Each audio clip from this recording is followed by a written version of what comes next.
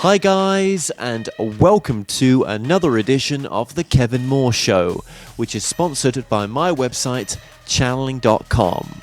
Now on today's show, I'm about to be joined by my guest, Wendy Williams. Now Wendy is a natural-born clairvoyant Scottish UK medium with Celtic origins and over 40 years of professional experience. Now, she takes the clients on a multi-layered journey of their existence from the physical all the way down to the soul level. Her compassion, empathy, and understanding towards all walks of life creates a safe and loving environment for her clients. Wendy Pekethly Williamson, welcome to the show. Hello, Kevin. You know, the last time, Wendy, that I got you on my show, that was when I was in Cardiff, and you came all the way over from Cardiff, well, to Cardiff, should I say, and I'll link that interview below so that if people do want to, have a look at that, they can do. I've known, God, how many years have we known each other for right now, would you say? Oh, it's a long time, a long time now. Yeah, it feels like it. 20 odd years now, I think. Crikey, wow. You were only at college when I first met you, Kevin. Oh my gosh. Gosh. Now, yeah, wow, that you don't really want to remember that time of your life. Yeah, is that what they call a past life? It might have been. Yeah, I think it was. But yeah, so obviously, now we're now working together, which is great. You're now a reader that's available through my website, channeling.com. And I've wanted to get you back on and give you that interview that I never got a chance to give you as well. Now, just below on the screen throughout this interview, there'll be ways to have a reading with Wendy. I'm only trying to work with some of the best readers I know, and Wendy, you're definitely one of them. And how many years, dare I ask, have you been doing this work for? Well, I'm willing to admit over 40, and that's about it. Okay. Yeah, well, so you 40 years of giving readings, and how would you? I mean, we kind of had I read an intro just before when you came on here, but I mean, how would you class yourself in this field? I'm a pretty comprehensive reader. I do past, present, and future. Everybody's an individual, so I tailor my readings to fit the individual. Some people want loved ones that passed on. Others it's a love life, career, life choices, and basically trying to find a meaning for them to carry on in life sometimes, or changing their whole concept of the way they live. As I say, everybody is an individual. So I pride myself in taking my job very seriously. And with me being empathic, I do actually sort of tune into them very deeply. So I'm aware that the needs and their wants and their fears and their egos and everything else.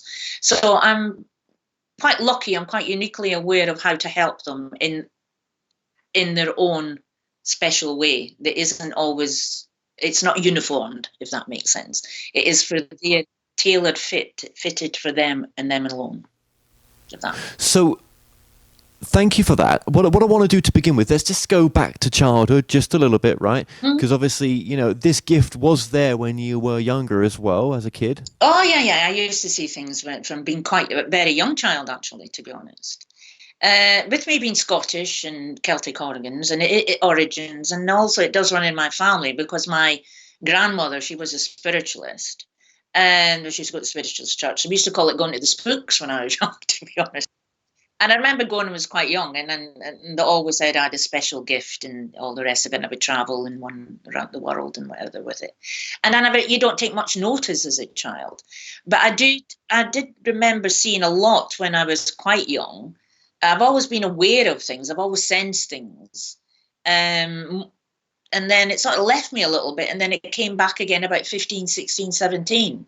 But there was a few years where I suppose I was just a normal kid. But I always knew things, and I didn't know how I knew them or felt things. But I do think you're different from a very, very young age if you have a gift. If you're born to do this work.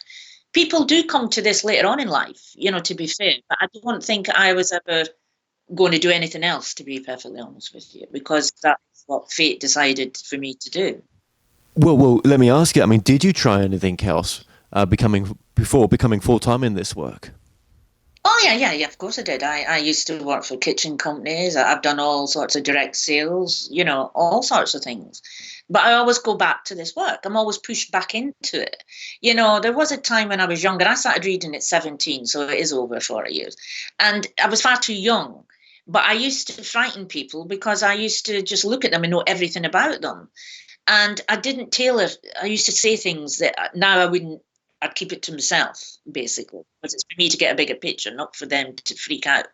And so it was very much I had no control, and you call it channeling. I suppose it is channeling. If I used to stare at something, then it used to happen. So it was like focusing my mind on anything. Like I used to read palms, and all I do is stare at the hand, and then things used to just start happening. And so it's basically I work with my own guides, the clients' guides, and also the spirit world and higher entities and anybody else that is willing to, I just send a signal out and they convey my signal. I don't sit and talk to spirits, if that makes sense. I wouldn't encourage that for anybody to have one at the end of the bed. You know what I mean? You'll not get much sleep. But I do tend to, when I read somebody, I tune in to them. And it's sort of like tuning into the vibration, because we all vibrate at different, frequencies. And I'm lucky I could sort of tune into a frequency then where I get through the people that's around them and their guides. And, sometimes we even have angels with me. I work with angels. They're beautiful creatures. And I do find it's a wonderful thing sometimes, because sometimes you actually sense a sense of calm and peace come in you when they're there, and it's really lovely. And that then transmits to the client, because I do heal as well, but I don't class myself as a healer. I only heal people if they really, really need it, if you understand what I mean, because I feel I put more of my energies into helping them in the sense of reading rather than hands-on. But I do that. I've been doing more of healing lately than what I normally would have done. I think the world is a place where everybody needs help at the moment. Well, that is true as well. And I guess as well, as much as it's a healing journey for other people, it's also a healing journey for yourself. Do you find that, as you've sort of gone on in the years for your work, that your gift is always kind of changing in a way? Yes, it evolves. It's like with me, age evolves. I mean, I tend to... I pride myself in trying to do the best I can for each person I read. I don't have any ego, because I'm only as good as what I get, and it comes through me, from me, so I can't very well. I do use tools, but I think they're more gadgets than tools, if you understand, because the gift I have is probably more channeling different entities and things like that, rather than actually reading cards and crystal balls. A lot of these things do help, don't get me wrong, but they're not necessary. I started reading with nothing and just tuning into people, so I still do that basically, and then anything else is a bonus, I suppose. It's a lazy way of doing it, really, to be honest. Well, yeah, but also you've got the crystal ball as well, which is I like that. The crystal does lift energies, and it lifts mine as well. There's all sorts of things that help. That's what I'm saying. They all help. I do think they all work, but I do feel I trust more what comes through me rather than what I'm reading myself, to be perfectly honest. No, I absolutely understood. Well, I just want to say this. I'm not just saying this to say this, but I've had readings for you in the past, and damn, how you're able to pick up on other people, that are something to do with the reading, and how you've got them so right, and I mean, it's impressive, and I know to you it's just something that you do, but I mean, but to others, you are on the mark, and I suppose I kind of want to say, right, that obviously there's so many, there's other, people, that to choose from out there in this work, Oh, but kind of, thousands of what would people you out say there now. makes? Well, yeah, I mean, you can't be a healer for everyone, can you? Do you know what I mean? There's just far too many people. There's far too many people. But do you think a certain type of person resonates with yourself? That do you think a certain person is coming to you because, for whatever reason, that you're the right one for them at that time? Yes, I do. I think people are sent, and I think sometimes I'm very busy, sometimes I'm not. It's not always up to me, because I do think people do need to see a light at the end of the tunnel these days. There's so much uncertainty in the world, like in USA and in Britain, Australia. If you look all around the globe, there is like natural disasters happening everywhere, as well as political unrest. So everybody's jobs is at risk. That our whole way of life is under scrutiny at the moment, and people are frightened because they don't know what's going to happen. Their whole lives are the whole world is on rocky foundations at the moment, as well as the plates that we're actually standing on in the bowels of the earth. So it is time for mankind on a whole to sit up and start loving each other again, instead of taking away, from somebody just because you can. It's a good thing to be, because karma does happen, and it does happen to all of us. So it's like you may get away with it for a little while, but you won't forever. All nations have fallen in the past. If you look at all the great nations, look at Rome. Rome ruled all the known world, and look at it now. Italy's always next to bankruptcy. And you've also got Greece, that was the art of civilization at one bit, all the scholars and everything. And it's another place that's not in the world 10 nations, is it? So there's all sorts of things, if you look back in history, how nations have shot themselves in the foot. And we're one of them. Well, well, yeah. I mean, obviously, I'm from the UK. I'm not there right now. I'm living in the USA. But just looking at the news all the time back in the UK with Brexit, yeah, there's a lot of uncertainty, isn't there, right now in the with people and their lives. Well, I think they're very frightened that people are going to lose, that they couldn't get kicked out of the country. They're going to lose their jobs. There's people going to leave the country, and that means then with the businesses, that means they've lost a job, and there isn't any other jobs to actually do it. It's all everything at the moment is like all on. It's like an earthquake. Everything's trembling, but we haven't had the eruption yet, and that's happening all around the world. And in my view, people need reassurance that if something does happen, there is something else that can. That they can learn, they could do things. Not everybody has happy endings, Kevin. This is I prefer them. Don't get me wrong. I try really hard to find the positive in everything if I can. But I do feel where people are concerned now, they have to learn to want less, but to be happy with the real thing that makes the world wonderful is love. That is the only vibration that is true. That doesn't cost anything. It doesn't mean anything. And so nurturing your family, your friends, and even strangers, you could smile at them. It doesn't cost you anything, does it? But that's made their day. And by smiling at a stranger and they smile back, that is a positive energy. And all that positive energy could only be good for us. And it might get rid of all that, the sense of dark and gloom and, oh, what's happening next. And look at what we have got, not what we haven't got. Because we'd spend so much time, well, I'm me included, don't get me wrong, wanting to win the lottery and everything else. But it's really all superficial, isn't it? It's not real. The real thing is the actual connection we have with people, and on a physical level as well as on a mental level. And I think if we can sort of reach out and realize that we can get something from everything in this life without it costing money, without having to steal from somebody else, or somebody has to be deprived because you want that, the world will be a better place. I feel our souls are screaming. Everybody's screaming at the moment because they feel they want something more. They want something different, but they don't know what. That is the question. What is the difference? And the difference is we need to get back to our roots. We need to get back to the reason we're actually in a physical form. And And what is that reason for you, do you think? You're not for you, but in general, sorry, should I say?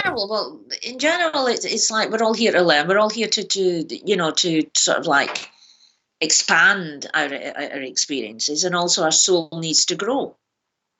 Our soul is eternal, right? That does not ever die. Who we are and what we are is us. Our feelings, our emotions, all our memories, everything. That goes on eternally. We could be millions of years old for all we know. Do you understand? A lot of it has actually been, I would have said, erased from our brains. Some of it hasn't, but most of it has. There's other dimensions. There's all sorts of things going on here that we can't fully comprehend. It does exist. It doesn't mean because we don't understand it that it doesn't. We have to be more open-minded to everything. But I'm here basically to shine light in the world. And if that means doing it by one, that's the way I'll do it until I find a different way, and where I can sort of like have a larger audience and where it can be magnified around the world, or at least part of the world, so that my energy, which is getting greater, will actually do some good for once, rather than just self-seeking. Absolutely, and I think that's the reason why probably our paths have crossed at this time in your and my life right now, and I feel that pull with you to want to do something much more. And God, there's so many questions from that perspective. Obviously you've gone on your own sort of spiritual path. I do find some readers where they've not really gone on a spirit. They've not really delved into the spiritual side. It's like they've got the gift, right? But they're kind of lacking something else as well. That they haven't gone on that seeker's path. And I think without the two together, it's sometimes difficult to give a reading that's really gonna empower people sometimes. But that's my own personal take on it. Well, they can't understand. All they can do is read. They're not empathic sometimes. I've evolved this way because that's the way fate intended me to. If you understand, it's not like I'm any better than anybody else or anything like that. It's basically that I feel personally I do a good job when I read somebody, and I don't like the thought of not doing a good job. I want I don't duck hard questions, and I tell the truth. No matter how hard it is, as you know, I tell you the truth, and you don't like it a lot. But it's your own good. It's to help you progress, and it's also to help you sort of re-examine why you're doing things, and what is it, pure selfishness, or is it my ego, or is it a lesson? You know what I mean? There's all different things, and we all have that. Not just you, me as well.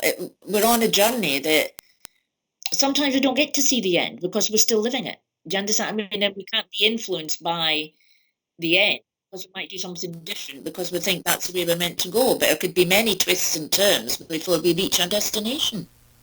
Well, you must have a lot of clients that come to you where you think, that there's something much bigger going on in that client's life spiritually. There's something, that they're going in this direction for a reason. I mean, yes, you're there to help them and to heal, to give them the advice that they're looking for, but also you're going to be straight with them as well. But there is also something higher that's the reason why these situations are happening in their lives, maybe. Not all the time, Kevin. Not everybody is born to be a higher, I think I am here for a specific reason. Is yet to unfold for me yet. But I do feel some people are just born sometimes just to enjoy being a housewife, a mother, and somebody to be a father and work normally. And that is their experience in this world, to find out what it's like to just be a happy family. And to appreciate things. The least people are happiest when they don't have a lot. If you ask anybody, we were so much happier when we were struggling. Do you know that? You ask anybody that's come successful, because being successful comes with a lot of, I suppose, responsibilities. And the more responsibility you have, the less time you have for the people that are closest to you. And that then stops a sense of the reason why you wanted to be successful in the first place. So it's a double-edged sword. So everybody has to sort of choose in life what path they want to take.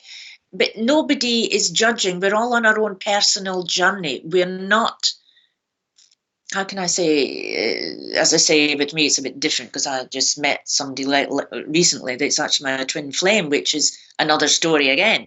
And that is not a single journey then. That's a difference. But that happens very rarely. And I think this has only happened to me now at my age, which is a bit bizarre, for reasons unknown to myself, but which will soon be unfolding for me.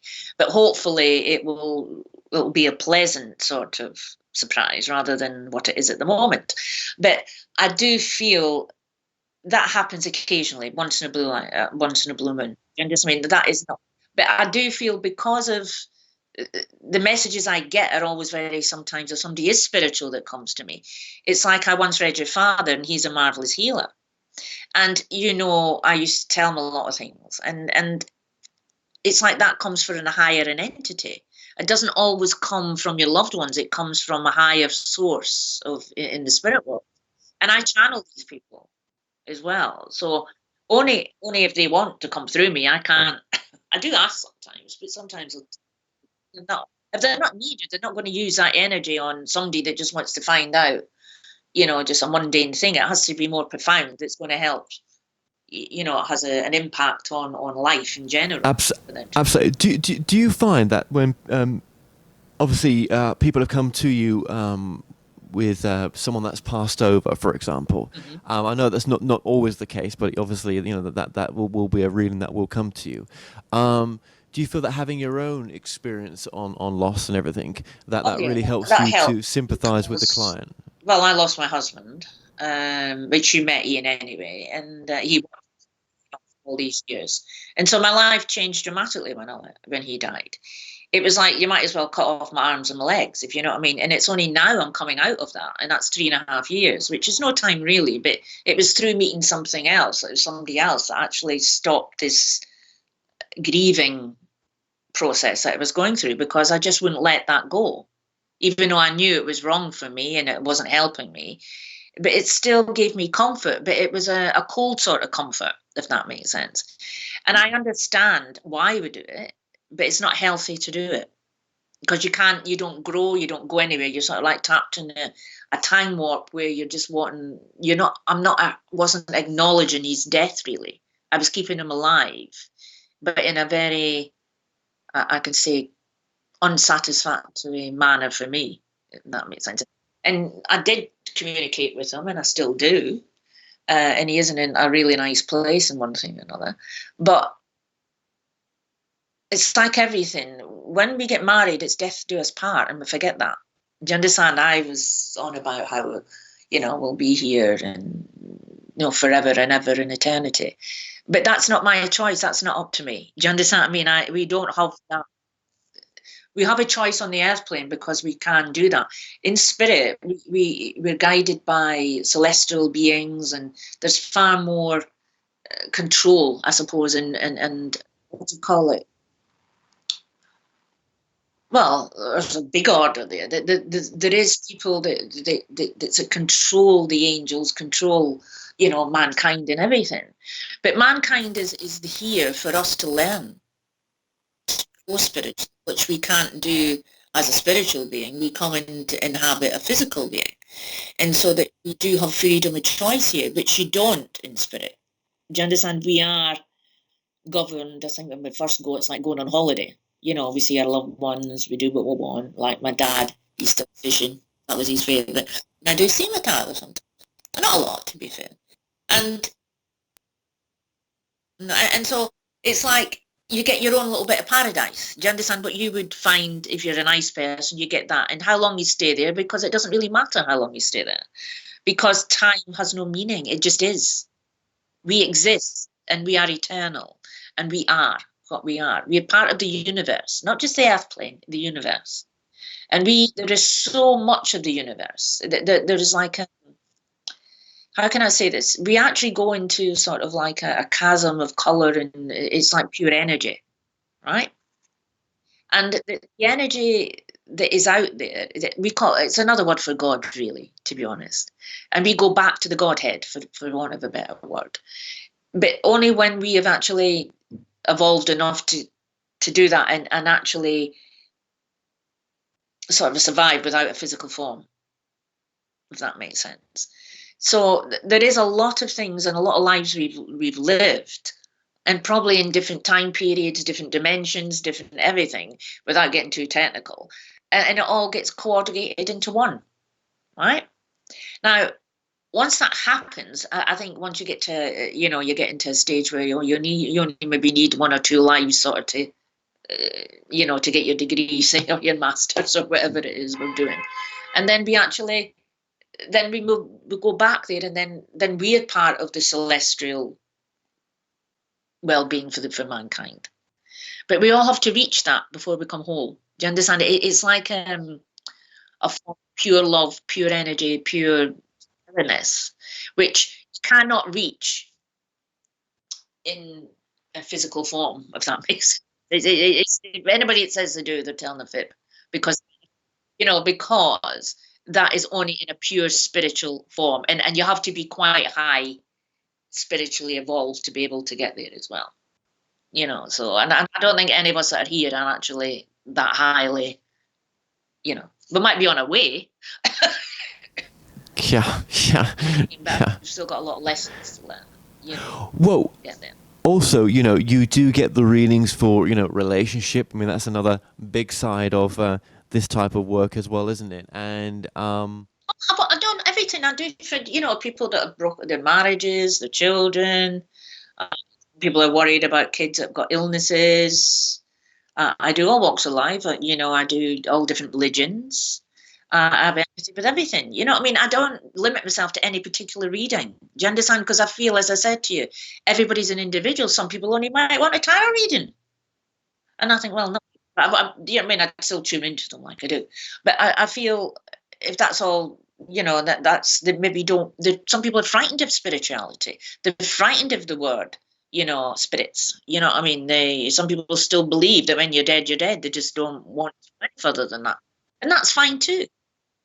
It's not up to us to ram down somebody's throat. You have to be open-minded enough to accept certain things. And maybe they've not evolved enough for that yet. Maybe the next life they will. It's like you have to understand, and that's where I'm pretty lucky. I'm quite unique in that way. When somebody comes to me, I understand them. I understand what they believe and what they don't believe in. If I could talk on a higher level of, involvement in their lives and why they're that. Or I just keep to the, the basics. That's going to happen, and, the job's going to change, and you've got to be careful of, making the right decision and really think about things before you do it and things like that. But that is also sometimes I do a lot of, it's basically, what do you call it? Counselling. Most of it is counselling. Most of it is helping people understand themselves. And with my ability to go into somebody else's head while I'm reading them, I don't know how I do that yet, but I'm very good at it. Well, they do it. It's not me. Yeah. Oh, well, let me ask you: do you think you're working with a team on the other side? Yes. Is that possible? Well, yes, you're working. And have you 7? Then there's the angels. So I do have a lot of backup, I'll be honest, and more so than I've had for a while. I feel my energies are changing around me, and they're far more higher in entities that are working with me at the moment. You feel that, do you, as you progressed? Yeah. As you progress, you get more, because it's like it's sometimes it's too much knowledge for everybody to comprehend at one go. Do you understand? It's like understanding it. People give things lip service, but to truly understand things it takes a long time for you to sort of fully comprehend the meaning of what things really are. And not many people can, because you have to have that spiritual understanding of what it is we're here to do. And I think a lot of people don't want to know what we're here to do as well, to be perfectly honest with you. But you'll always have, everybody has a doorkeeper, or we call them guardian angels or whatever. Everybody has, but you have helpers, you have guides, you have different people. My guides are not always with me. I have angels that come, but they're not constantly with me. But you know what I mean? I don't own any of them. I only own my guide, my doorkeeper that has been with me from the day I was born. And that is the difference. If you understand that, that is the actual whole concept of who I am, what I am. And he opens the doors for me, and he actually goes and gets my helpers. And, you know, I have surgeons. If somebody comes for a medical reason, I look at them and I can see what's wrong with them. No, I can't, they tell me, if you know what I mean. Sometimes I see inside people's bodies and see where things are going wrong. But it's not up to me, as I say. It's not something... I only see it if I'm meant to see it, if that makes sense. I don't get to see it for everybody. I see people's auras. I could see... When I know when they're lying to me as well. Because I often say that to people. Well, why are you saying that when you know it's not true? And then they go, oh. And then they... Well, let me ask you as well, right? Obviously, you've had people that have come to you. I'm guessing that have loved ones that committed suicide. Oh yeah. Right. What does that do for a soul that commits suicide? From your sort of experience, you know, communicating to those souls. Oh, sometimes it comes through very clear. The first thing they don't do is look at you when they come through. They don't look at you in the eyes. For some reason, they do get a bit embarrassed sometimes. It depends how long they've been gone as well, to be fair. It depends on the death and whatever. They normally have a regret, not necessarily a regret that they've killed themselves, I'll be honest. A lot of them they're happier there than they ever were here, I'll be honest with you. But it's the fact that they've caused so much pain for their parents and their loved ones and stuff like that. Because when they do that, committing suicide, 9 out of 10 times they're in a bad place. That's the only way they can actually see themselves out of their pain and their torture is by killing themselves. Unfortunately, all they're doing is killing the physical. They're not killing the pain. They're not killing, you know, the reason for doing it at all. So when they go into spirit, they do get counselling. There's not such a thing. They don't get sent to hell and all this business. They do tend to, and then they have to sort of like realize what they did. There was a way out, but even if they didn't think it at the time, and then they come whole again. Sometimes they're reincarnated quicker if that's their choice. Nobody forces them to, but they have affected a lot of people's lives by committing suicide. Sometimes they're meant to. Maybe that's a lesson as well, to understand how somebody could do that, and you might never have done that, and then they do it, and then they realize, well, I can see now why somebody commits suicide. So it's not necessarily, nothing's black and white in this in our world, as you well know. So it's an individual. It just depends. And some people have committed suicide to get back at somebody. Well, I'm going to kill myself if you leave me. Well, but then that they are not in a particularly good place because they did it for all the wrong reasons. They didn't do it to, as I say, because they were in a dark hole and couldn't help it. They'd done it purely to spite somebody else. And that happens more than what you think, to be honest.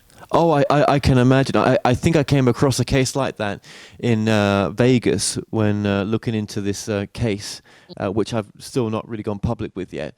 And this woman had committed suicide, but it seems to be because of, she wanted her vengeance to her husband. Yeah, and they did that. So they're living with this guilt for the rest of their life. And it's not a nice thing to do. But then again, they're not going to get the same reception in spirit as somebody that's done it for different reasons. You know, because there is lower realms, right? And I don't tend to talk about that a lot because it frightens people. But I always say to people, well, let's be fair. Jesus is not sitting having tea with Hitler and all Mussolini and all the other dictators of the world that kill people. It's a matter of once they've learned whatever they've done wrong and that they've actually, you know, gone through their mindset and then do actually feel sorry, then they can move on. I don't think anybody's trapped. It's not fire and brimstone and all the rest of it. It's their own personal hell. Do you understand? But their probably worst fears will come about in there.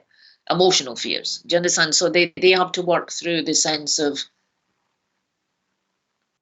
why they've lived the life the way they have, and also see the consequences of their actions. Right?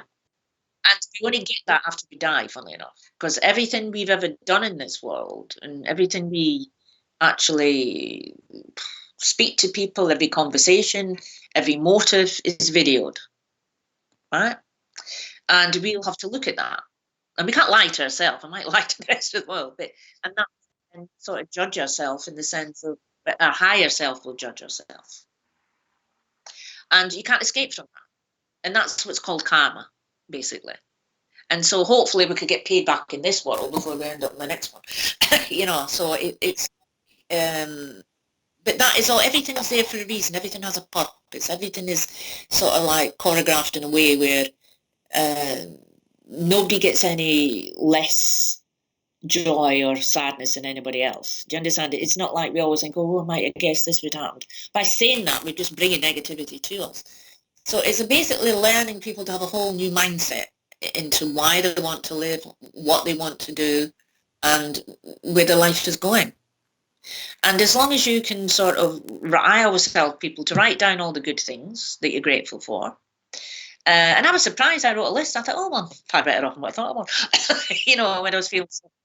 And that cheered me up a bit. When I actually wrote things, I thought, oh, well, not as bad as I thought. And then I wrote down all the things that were hurting me. And from way back, a child, when you felt rejected and you didn't get picked for something and the usual things that we carry with us.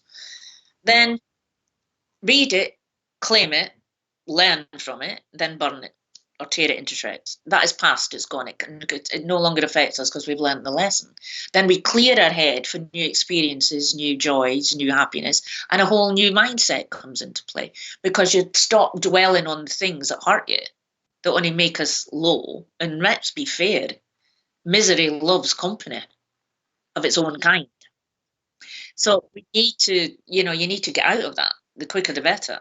So it's down to us. So it's just a way of little techniques we could all do to make ourselves feel that little bit better about ourselves.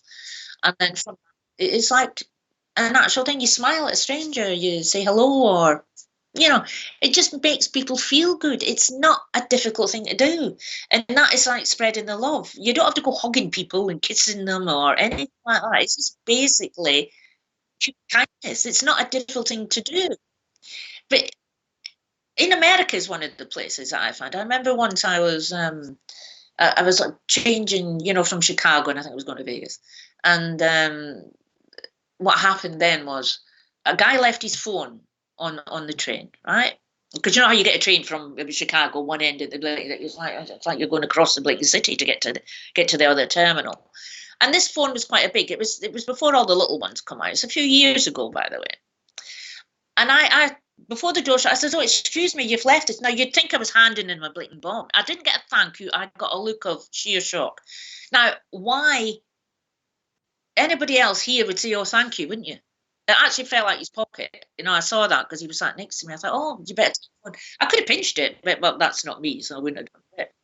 But I think he was that shocked anybody gave him the phone back, if you understand. And I just thought, what? Not even thank you, not a smile, sort of like, I thought you'd think I was handing him a bomb, let alone his phone back. And I thought, oh, well, never mind. But they're so busy. It was the fact that, and that I thought, well, what's the world come to when you do a bit of kindness for somebody and you're getting looked at as if you're, some sort of terrorist or something. And that was before all that happened, ISIS and everything else. That's easy. And even the talent before that, even. So it was a few years ago. And I just think, well, how cruel is the world becoming when people just can't say thank you? He was just sort of looking in amazement at me and like, how dare you? But never mind. But that is what's sad, isn't it? And thank you very much for that. And I'll just add this as well. If you do want to get a reading with Wendy, just go to channeling.com/Wendy, and her availability, if she's not live right now, her availability to schedule an appointment with her will be on her profile page as well. One thing I want to sort of move this conversation into is obviously, you've obviously read for a lot of people. You've had a lot of sort of spirit communication. What is that one sort of common theme that spirit wants to tell people when they come through? Is there sort of something that's a lot of people have in common? Common message. Well, you do get a balance. Funny enough, if you get one person, I guarantee in the next 3 or 4 or 5 people will be on the same bed. Don't ask me how that happens, because they're strangers. It seems to be as a running theme for that day. I do feel most people, it's like the heavens want us to be happy, you know. They don't want us to be sad. They don't want us to be cruel and not have anything. And they want everybody to be happy. You know what I mean? Our actual soul is perfect. It's us that isn't, if you understand what I mean. We've sort of got layers and layers of, you know, pain, heart. You know, sometimes we're greedy, sometimes we're sad, sometimes we're generous. You know what I mean? We go through all different basic emotions as a human being, and our soul sometimes is crying out for attention, to help, you know, to communicate with us, but sometimes we don't listen. And I think that's what a reading does. It sort of gets you to realize that there's more to you than just you. There's another self inside yourself that is far greater than what you could ever imagine, and it's perfect, and you deserve that sense of unity with that and the happiness that it can bring once you reallocate with your inner self and what you really need to do and your actual concept of what makes you happy. If you're a painter, you should be painting, right? If you're gifted, you should do what your gifts are. Because somebody else is doing something, it doesn't mean say you have to follow and do the same thing. Do you understand? It's important that we become individuals, but also support the people around us. And that's what life's all about, helping each other. Not in a, it doesn't have to be profound, it doesn't have to be anything, but all these little things help the planet to mend and also the people in it to feel just a little bit more connected to each other by lifting vibrations. And all it takes, as I said, is a smile. One smile. If everybody did it, that's with the power of prayer. Why do you think the power of prayer has the thing? And meditation. People meditate in, groups of people and stuff like that because it's a collective energy. Our energy as a collective force is a magnificent thing if it's used correctly. It's very much, we've gone away from the true religions, to be honest. A lot of the religions we have now are very man-made. Do you understand? And there's too many people write books about things where they've learned it from somebody else and added their own little bit. I think we've lost the way. There's far too many different things out there. The Red Indians had a very spiritual path long before we ever did in the Western world. They have a connection to the earth and, the spiritual side. Aborigines as well are very spiritual beings. They can actually control the elements. So they're sort of like inherited things from thousands of years ago, where they can actually listen to the vibrations of the universe. And we've come a long way. We don't have that in the Western world. No. Well, do we listen to our... Yeah, well, I was going to say, do we listen to our intuition enough? I mean, do folks listen to... No.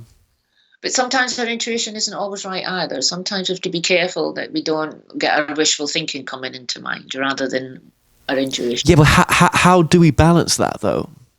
It's very difficult to know the difference. I've been doing this work for some time now, so I know when it's me and when it's them. Sometimes I rabbit on and it's not even me that's talking, if you know what I mean. It's my voice, but it isn't me.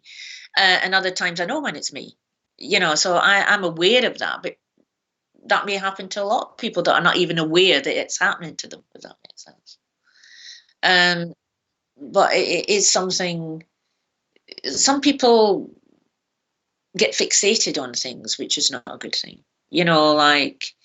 I've read some things which I just don't get, if you know what I mean. I'll be honest, I just don't get a lot. The people that you interview and that I think are highly intelligent, then I see something else and I think, oh, no, it's not for me. And it just would never be for me because I don't resonate on that vibration, if you understand what I mean. I'm very much into the basic spirit world, and okay, there's the odd dimension thing, but not I don't go into the, how can I say, the space sort of orders sort of thing. I'm not saying they don't exist, because I am probably a light worker, if the truth be known, but I've got that ability because I used to do it when I was younger, believe it or not, shed light all around things. And that's where I think I'm going back to with this evolutional thing that's going on in me. But to a far greater degree, in the future. And so it's reawakening certain aspects of my spiritual nature that I've sort of forgot I've had, to be honest, because I've gone through so many different changes over the years. And I have, as I say, I'm lucky I do have an understanding of it. Not all of it, but some of it. So it's easier for me, but everybody has that ability to shed light around the world. It's not that difficult to do. It's just visualize a light in front of you when you're driving at night. And that clears the path. Well, there's a lot of talk nowadays, isn't there? What's my purpose? I need to find my purpose. What am I here to do? And your kind of no-nonsense approach is kind of, we'll get on with it right now. But, sometimes, that greater purpose that we're looking for takes time to unfold, doesn't it? It evolves. It's not going to evolve overnight. You know what I mean? It's like me. I haven't evolved to this level of understanding and also these changes. And I'm still changing. I'm in my 60s now, and I'm going through virtually a nightmare of change at the moment within myself. It's probably wonderful in some aspect, but terrifying in another. And it doesn't change. Age is only a number. And the age of my physical body, if you know what I mean, it's not. My soul is another thing again. But I do feel everything has got a purpose, everything has a reason, but as I said to you before, not everybody is due to change the world. It's not everybody to be incarnated. I don't know anybody that's been a bloody serf or been a skiffy, do you? They've always had to be somebody important. I think, that's amazing. And everybody channels, Michael Jackson. And why on earth would somebody want to come through to somebody sitting in a kitchen? Like a high-end entity, somebody who was very important, to them. It doesn't, I just feel you have to really think what you're saying, rather than actually, because the proof in the pudding is in the reading anyway. I always say, judge for yourself. I used to always say that is, I'm only as good as what somebody thinks I am. Or if I help, as long as they say thank you and I've helped them, job done. But that is my job in this life. I've got other bigger things to do, but at the moment I still have to put food on the table. Well, of course. Well, when people come to you for a reading, I mean, is there, it could be going in many directions. I mean, it could be, personal life, business, all that. Money. Yeah, money. Yeah, everything. Yeah, financial. It's tailor-made to fit them. You know what I mean? It's up to what they want to be reading about. I'll do it. You know what I mean? It's not. I don't necessarily have to go into this deep soul-searching spiritual journey with somebody. If they are not able to understand it, I might as well be speaking Chinese to them, if you know what I mean. So it's as I say, it's all right for people at different levels in the journey in the universe. And you have to, that doesn't make me any better. I've had to get there at one stage. I've had to go through everything and evolve. It's just that my soul might be slightly older than theirs. It doesn't mean to say that I've got the knowledge of the universe. It's just that at the moment I am, more privy to certain things than the average because I'm opening up more. I'm allowing myself to be in contact with the higher entities. Well, absolutely. If you were to tune in right now, just a little bit, just however that process works. If I was to ask a question like, what is a good message for this audience right now, in a sense? I mean, would there be something that would come through? Well, just to learn to love again. Comes back to that, don't it? Comes back to that. It all comes back to love. That is the fundamental of life. Without love, we have nothing. It's like, it's the most important thing in this world, love. It's, if you look at a mother and its child, all the animals and the babies, love is what matters. Everything stems from love. If you don't have love, you come bitter, dried up, and unemotionally retarded because you can't respond to people. If you just give a bit of kindness to somebody, it melts people's reserve. It melts their hearts a little bit. Everybody loves a puppy or they love a kitten. You know what I mean? You're either a dog or a kitten person. I like people enough, or even a fool for that matter, because there's a lot of horsey people out there. But I do feel, and it melts and you go, look at that, and a baby. And And then all of a sudden it gives you a little soft, nice feeling inside, doesn't it? When you look at something born, something fluffy, and something not so good as it gets older. It's chewing all your things away, your shoes off at that moment in time. But that is the feeling. You take the fluffy thing away, thank you. But as I say, it is very much that feeling we're after. That feeling of it's beautiful, it's nice, and you get a glow around you when you think these things, and that's all it is. It's just make people feel good about themselves. Say something nice, like that looks good, or it's just making a conversation with people. Do you know how many people don't get to talk to people, Kevin?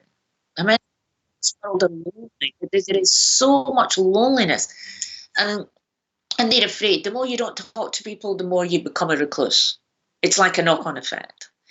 And it's like so sad because we need human contact. We are not creatures that actually do very good on our own, unless you're a Tibetan monk or something like that. But then again, you've taken many centuries to get to that level. You know what I mean? I don't like company that much. I could cope with it to a certain degree, but I'm a social person. Yeah, and so are you. So we could spend a couple of days totally on our own. Then after that is climbing up the wall time, if you know what I mean. So it's not a good thing for me to be totally on my own because I don't particularly like it. But it is so bad for somebody that's on their own every single week. And their only thing is somebody coming in maybe to, maybe do the shopping, or somebody rings them up or whatever. And they have no friends because they can't go out. And then people, because they're shy, or the partners have died, or they don't know anybody, they can't speak a language, they can't do. There's so many different reasons why people, and children sometimes are very inhibited as well. I've noticed that now. There's children get bullied at school because they're different. I don't know why, because there's lots of bad kids at school now, but they still do. And they have to learn that they're special. Everybody's special, regardless of who we are and what we are. We all have something to offer. And the first thing that we offer is a smile, a sense that we're open if you want to talk to me.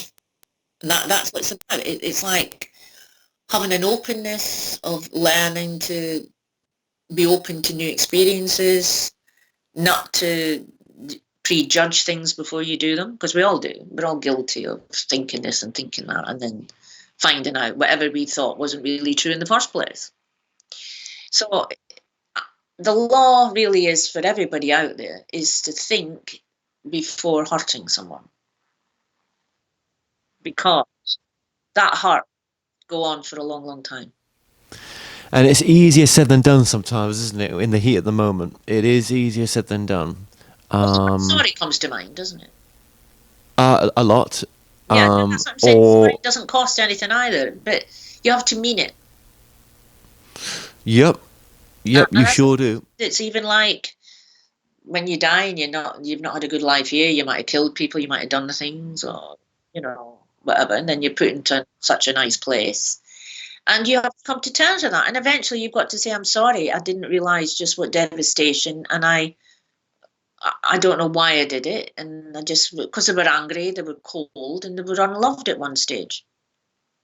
If you look at anybody that's mass murderers or do things, there's always something, unless they're pure evil, then you have got that. But there's not that many pure evil around.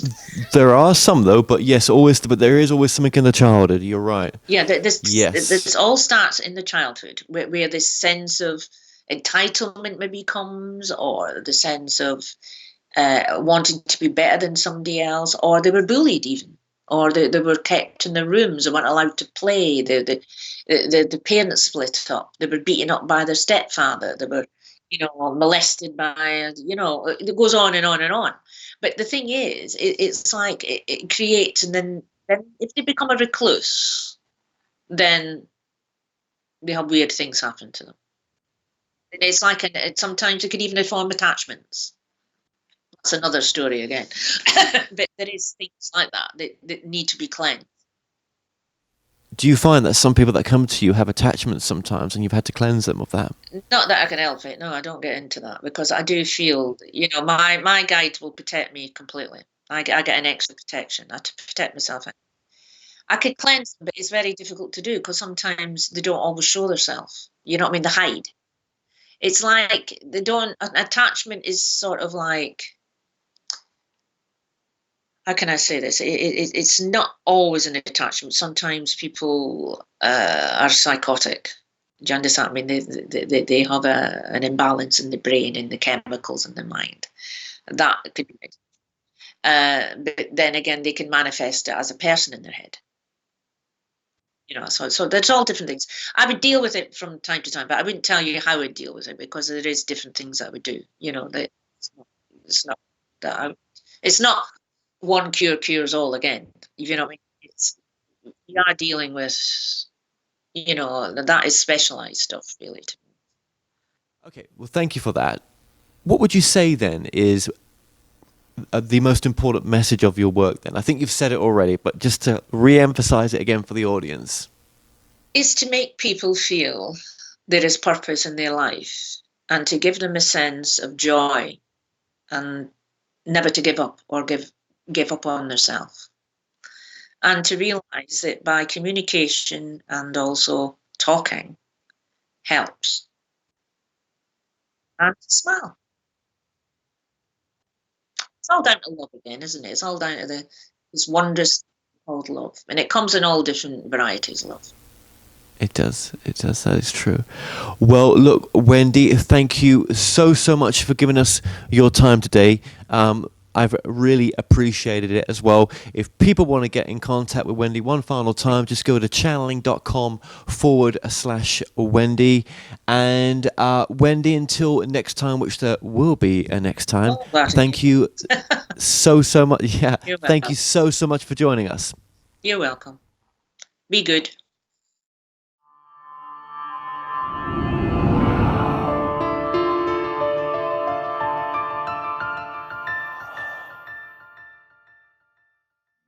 Hi, my name is Wendy Williamson. I am a psychic and also a clairvoyant medium. I have had over 40 years experience in my field. The tools that I use are crystal ball, tarot cards, angel cards, psychometry, basically, and naturally my natural ability to tune into people. I do past, present and future. Naturally I tune into a person and I go further than most people because I go through the layers of a person to the inner self, the subconscious mind, that some people are not always aware, which is actually stopping them actually achieving their goals or how they're reacting with other people around them. And it actually helps them then to reconnect with themselves for a fuller and happier experience in life. It's not always as straightforward, so some people are very stubborn and they actually sabotage themselves.